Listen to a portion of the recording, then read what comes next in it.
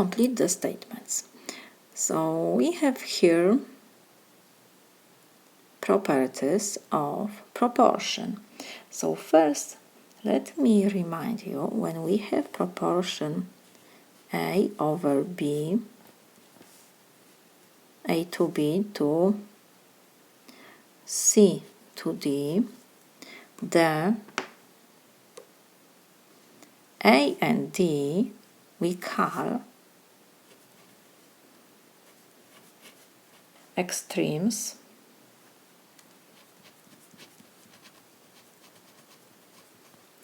and B and C we call means. So now,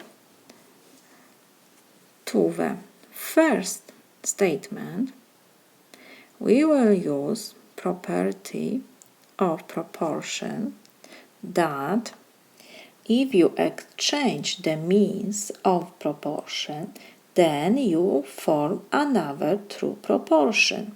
So let me write this statement. If A to B is equal to C, D, and now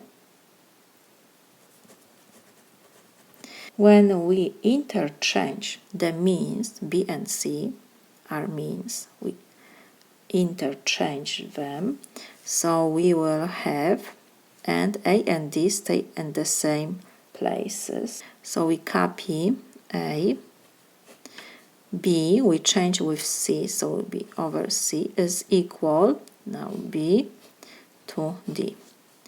A and D stay in the same places. We interchange B with C only. Then the proportion is also true. So we see here that X stay in the same place and Y is now in the 8th place.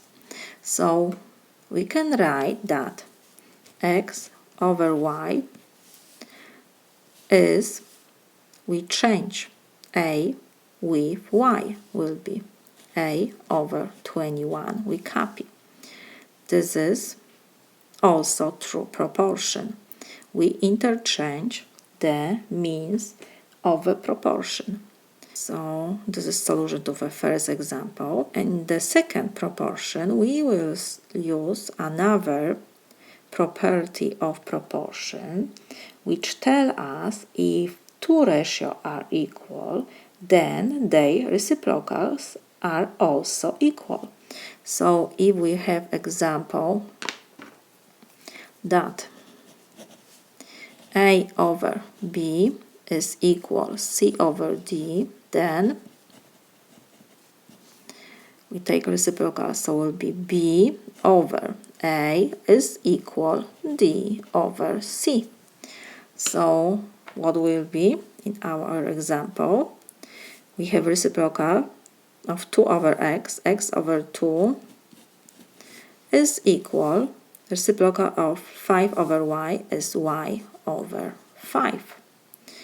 So this is my solution. I just used two properties of proportion. In first, when we interchange the means B and C, the proportion is also true.